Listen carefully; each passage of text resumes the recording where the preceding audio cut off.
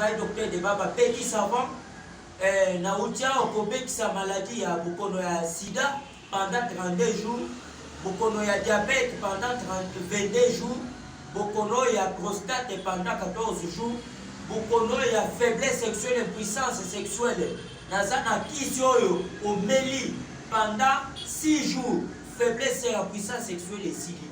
Hépatite B nazo soigner yango, problème ya AVC, problème ya paralysie nazo soigner, cancer de sein, cancer de prostate nazo soigner. Numéro na ngai eza plus 243 81 079 93 23, plus 243 81 079 93 23. awa naza na Sud Kivu, précisément na ville ya Bukavu.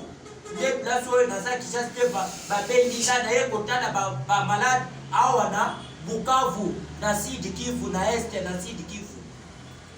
Nakoko tindele bino kisi ya diabete, prostate, sida na ndenge nini na DHL, nakotindele bino kisi wana.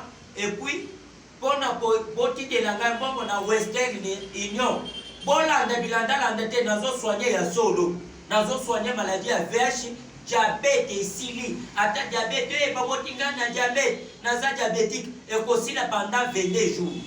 Problème ya produit ya faiblesse sexuelle naza na yango bien. Bolanda moko na ngai oyo aza zinga na ngai na Sud Kivu, nazo soigner bien ou bien nazo soigner bien te ye wana papa oyebisa ba diaspora mokili modimba.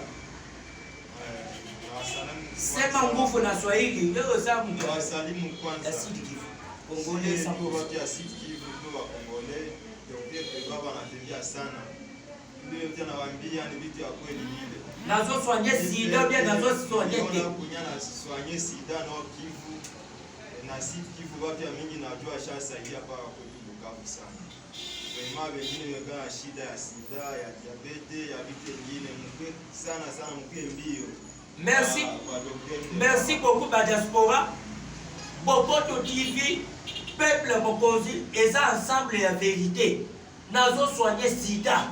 Na bimisiki ya sida pendant 32 jours. Sida esili. Naza na Sud Kivu. Bo soigner, bo benga.